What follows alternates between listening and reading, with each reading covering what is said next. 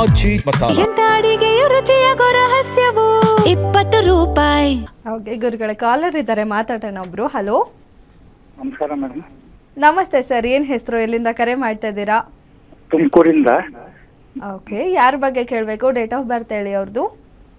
22/3/1995. 95. ಹುಟ್ಟಿದ ಟೈಮು ಬೆಳಿಗ್ಗೆ 10:05. ನಾಗೇಂದ್ರ ಕುಮಾರ್ ಅಂತ.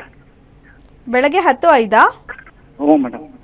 ಓಕೆ, ಏನು ಪ್ರಶ್ನೆ ಇದೆ ಕೇಳಿ, ಮಾತಾಡಿ, ಗುರುಗಳಿದ್ದಾರೆ. ಹಲೋ ಗುರುಗಳೇ. ನಮಸ್ತೆಪ್ಪ, ಹೇಳಿಪ್ಪ. ಗುರುಗಳೇ, ನಾವು ತುಮಕೂರಿಂದ. ಮಗನ ಮದುವೆ ನಿಧಾನ ಆಗ್ತಾ ಇದೆ. ಏನಪ್ಪ? ಮಗನ ಮದುವೆ ಕೇಳ್ಬೇಕಾಯ್ತು, ನಿಧಾನ. ಆರಾಮಾಗಿ ಮಾತಾಡಿ. ಹೌದಾ? ಏನು ಹೆಸರು ಹುಡುಗಂದು? ನಾಗೇಂದ್ರ ಕುಮಾರ್ ಅಂತ. ನಾಗೇಂದ್ರ ಕುಮಾರ್ ಅಂತನಾ? ಹ್ಞೂ ಸರ್. 23ನೇ ತಾರೀಕು ಹುಟ್ಟಿದವರು? ಹ್ಞೂ, 22/3/1995. 1995. 95? ಸರಿಯಪ್ಪ. ಟೈಮಿಂಗ್ಸ್ ಏನು ಹೇಳಿದ್ರಿ? ಬೆಳಿಗ್ಗೆ 10 ಗಂಟೆ 5 ನಿಮಿಷ. 10 ಗಂಟೆ 5 ನಿಮಿಷ. ಬೆಳಗ್ಗೆ. ಏನು ಹೆಸರು ಇಟ್ಟಿದ್ರ ಅವ್ರಿಗೆ? ನಾಗೇಂದ್ರ ಕುಮಾರ್ ಅಂತ. ನಾಗೇಂದ್ರ ಕುಮಾರಾ? ಸರಿ. ಹೌದು ಗುರುಗಳೇ. ಅನುರಾಧ ನಕ್ಷತ್ರನ ಅವ್ರದ್ದು? ಅನುರಾಧ ನಕ್ಷತ್ರ. ಹ್ಞೂ, ವೃಶ್ಚಿಕ ರಾಶಿ ಅಲ್ವಾ? ವೃಶ್ಚಿಕ ರಾಶಿ, ಅನುರಾಧ ನಕ್ಷತ್ರ. ಅನುರಾಧ ನಕ್ಷತ್ರ. ಮದುವೆ ಕೇಳ್ತಿದ್ದೀರಾಪ್ಪ? ಹ್ಞೂ ಗುರುಗಳೇ.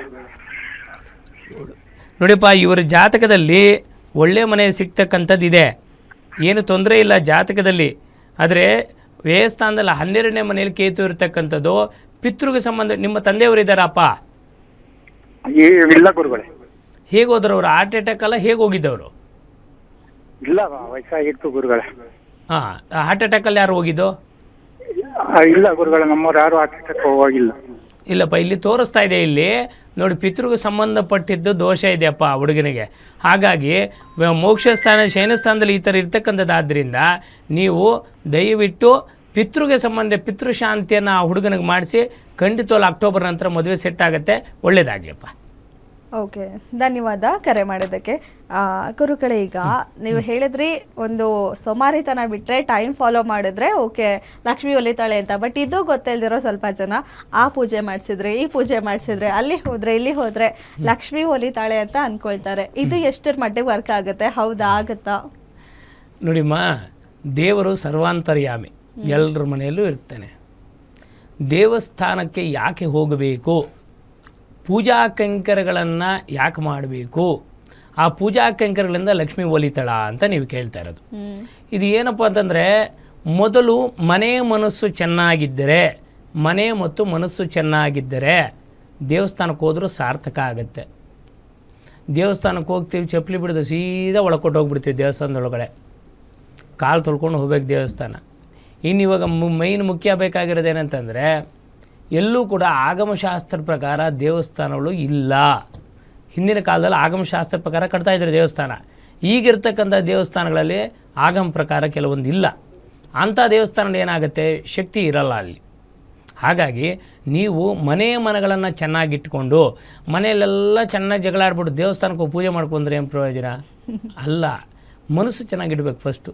ಎಲ್ಲಿ ಸುವಾಕ್ಯೇನ, ಎಲ್ಲಿ ಒಳ್ಳೆ ಮಾತಿರುತ್ತೋ, ಎಲ್ಲಿ ಒಳ್ಳೆಯ ರೀತಿಯಾಗಿ ಪೂಜೆ ನಡೆಯುತ್ತೋ ಮನೆಯಲ್ಲಿ, ಅಲ್ಲೇ ಬಂದು ಲಕ್ಷ್ಮಿ ನೆಲೆಸ್ತಾಳಂತೆ. ಅದಕ್ಕೆ ವ್ರತ ಅಂತಂದರೆ ಅರ್ಥ ಏನಪ್ಪ ಅಂತಂದರೆ, ಈ ಕಾರ್ಯಕ್ರಮದ ಕೊನೆಯಲ್ಲಿ ಅದಕ್ಕೆ ಉತ್ತರವನ್ನು, ಪರಿಹಾರವನ್ನು ಹೇಳ್ತೀನಿ. ಲಕ್ಷ್ಮಿ ಒಲಿಬೇಕಂದ್ರೆ ಏನು ಮಾಡಬೇಕು, ಹೇಗೆ ಮಾಡಿದ್ರೆ ಲಕ್ಷ್ಮಿ ಒಲಿತಾಳೆ, ದಾರಿದ್ರ್ಯವನ್ನು ದೂರ ಹೇಗೆ ಮಾಡ್ಕೋಬೇಕು ಅಂತ ಹೇಳ್ತೀನಿ. ಅದರ ಜೊತೆಯಲ್ಲಿ ನ್ಯಾಯವಾಗಿರ್ತಕ್ಕಂಥ ದುಡ್ಡು ಅಂತ ಹೇಳ್ತಾರೆ. ನಾವು ಸಂಪಾದನೆ ಮಾಡಬೇಕಾದ್ರೆ ನ್ಯಾಯವಾದ ದುಡ್ಡು ಇರಬೇಕಂತೆ. ಅನೈತಿಕವಾಗಿ ಸಂಪಾದನೆ, ಮೋಸ ಮಾಡಿ ಸಂಪಾದನೆ ಮಾಡಿದ್ರೆ ಅದು ಖಂಡಿತವಾಗಲೂ ಉಳಿಯಲ್ವಂತೆ. ಅದಕ್ಕೆ ಲಕ್ಷ್ಮೀಂ ಕ್ಷೀರ ಸಮುದ್ರ ರಾಜತನಯಾಂ ಶ್ರೀರಂಗಧಾಮೇಶ್ವರೀಂ, ಅದಕ್ಕೆ ಹೇಳ್ತಾರೆ ಶಂಖಚಕ್ರ ಗದಾಸ್ತೆ ಶುಭ್ರವನ ಶೋಭನೆ ಮಮ ದೇಹಿ ವರಂ ಲಕ್ಷ್ಮೀ ಸರ್ವಸಿದ್ಧ್ಯಪ್ರದಾಯಿನಿ. ಅಂದರೆ ಏನು?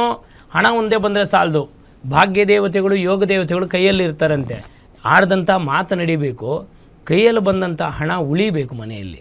ಆವಾಗ ಮಾತ್ರ ಅಂದ್ಕೊಂಡಿದ್ದೆಲ್ಲ ಮಾಡ್ಬೋದು. ಮನುಷ್ಯ ಎಷ್ಟೇ ಒಳ್ಳೆಯವನಾಗಿರಲಿ, ಎಷ್ಟೇ ಸಂಬಂಧಗಳಿರಬೇಕು, ಅದು ಎಲ್ಲಕ್ಕೂ ಮೂಲ ಕಾರಣ ಏನೋ ಹಣ. ಆ ಹಣ ಅಂತಕ್ಕಂಥದ್ದು ಮನುಷ್ಯ ಇರಲಿಲ್ಲ ಅಂದರೆ ಎಲ್ಲರೂ ಕೂಡ ಶತ್ರುಗಳಾಗ್ಬಿಡ್ತಾರೆ.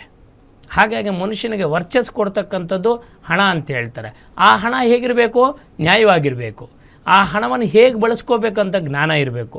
ಇವೆರಡೂ ಇಲ್ಲ ಅಂತಂದಾಗ ಅದರಿಂದ ಯಾವುದೇ ಉಪಯೋಗನೂ ಸಿಗಲ್ಲ, ಒಳ್ಳೆಯದು ಕೂಡ ಆಗಲ್ಲ. ಅದಕ್ಕೆ ಸಂಪಾದನೆ ಮಾಡ್ತಕ್ಕಂಥದ್ದು ಹೆಚ್ಚಲ್ಲ, ಆ ಸಂಪಾದನೆ ಮಾಡಿದನ್ನು ಹೇಗೆ ಬಳಸಬೇಕು ಅಂತ ಕೂಡ ಗೊತ್ತಿರಬೇಕು. ಇಲ್ಲ ಅಂದರೆ ನಮಗೆ ಕಷ್ಟಪಟ್ಟು ಭಗವಂತನ ಅದಕ್ಕೆ ಕೇಳಿದ್ನಲ್ಲ ನಿಮಗೆ, ದೇವ್ರ ಹತ್ರ ಹೋದಾಗ ನಮ್ಗೆ ಕಷ್ಟ ಕೊಡು ಅಂತ ಕೇಳ್ಕೊಬೇಕಂತೆ. ಯಾಕೆಂದರೆ ಕಷ್ಟದಲ್ಲಿ ಸುಖವನ್ನು ಕಾಣಬೇಕಂತೆ ನಾವು. ಭಗವಂತನ ಹತ್ರ ನಂಗೆ ಯಾವ ಕಷ್ಟನೂ ಬೇಡಪ್ಪ ಬರೋದು, ನಾನು ನೆಮ್ಮದಿಯಾಗಿರಬೇಕು ಅಂತಂದರೆ ಖಂಡಿತವಾಗಿ ನೆಮ್ಮದಿ ಕೊಟ್ಟರೆ ಯಾರು ದೇವಸ್ಥಾನಕ್ಕೂ ಹೋಗಲ್ಲ, ದೇವ್ರನ್ನೂ ನೆನೆಯಲ್ಲ ಅಲ್ವಾ. ಅದಕ್ಕೆ ದೇವ್ರ ಹತ್ರ ಹೋದಾಗ ಮೊದಲು ಆರೋಗ್ಯವನ್ನು, ಯಾಕೆಂದರೆ ನಮ್ಗೆ ಕಷ್ಟ ಬರೋದು ಸಹಜ. ಪ್ರತಿಯೊಬ್ಬ ಮನುಷ್ಯನಿಗೂ ಮದುವೆ ಆಗಲ್ಲ, ಮಕ್ಕಳಾಗಲ್ಲ, ಸಾಲ ಇದೆ, ಸಮಸ್ಯೆಗಳಿದ್ದಿದ್ದೆ, 108 ಸಮಸ್ಯೆಗಳಿರುತ್ತೆ ಕೊನೆ ತನಕ. ಆದರೆ ಆ ಸಮಸ್ಯೆಗಳು ಬಂದಾಗ ಎದುರಿಸೋ ಶಕ್ತಿ ಕೊಡುವಂತ ನಾವು ದೇವರಲ್ಲಿ ಕೇಳ್ಕೋಬೇಕು. ಆವಾಗ ಖಂಡಿತವಾಗ್ಲೂ ಕೂಡ ನಮ್ಗೆ ದಾರಿ ಸಿಗುತ್ತೆ. ಇವತ್ತು ನಮಗೆ ಪರಿಹಾರ ಸಿಗದೇ ಇರಬಹುದು, ನಾಳೆ ಅನ್ನೋದು ನಿಮ್ಮದೇ. ಇವತ್ತು ನಮ್ಗೆ ಪರಿಹಾರ ಕೆಲವೇನಾಗುತ್ತೆ, ಕೆಲವು ಸಮಸ್ಯೆಗಳೇ ತತ್ಕ್ಷಣ ಪರಿಹಾರ ಸಿಗಲ್ಲ. ಅದಕ್ಕೆ ಮನುಷ್ಯನಿಗೆ ಮೊದಲು ತ್ಯಾಗ, ಎರಡನೇದು ಸಮಾಧಾನ, ತಾಳ್ಮೆ ಯಾರಿಗಿರುತ್ತೆ ಅವ್ರಿಗೆ ಎಂಥ ಕಷ್ಟ ಬಂದರೂ ಕೂಡ ದೇವ್ರು ಭಗವಂತ ಕೈ ಹಿಡಿದು ಕರ್ಕೊಂಡು ಹೋಗ್ತಾನಂತೆ. ಯಾರಿಗೆ ಒಳ್ಳೆಯ ಸ್ನೇಹಿತರು, ತಂದೆ ತಾಯಿಗಳು, ಸಂಸ್ಕಾರ ಬೇಕು ಅಂತಂದರೆ ಅದು ಮನೆಯಲ್ಲಿ ಲಕ್ಷ್ಮಿ ಒಲಿಬೇಕಂತಂದರೆ ಇವರೆಲ್ಲರಿಗೂ ಯಾರ ಮನೆಯಲ್ಲಿ ಗೌರವ ಸಿಗುತ್ತೆ ಅಲ್ಲಿ ಖಂಡಿತವಾಗಿ ಲಕ್ಷ್ಮಿ ಒಲಿತಾಳಮ್ಮ.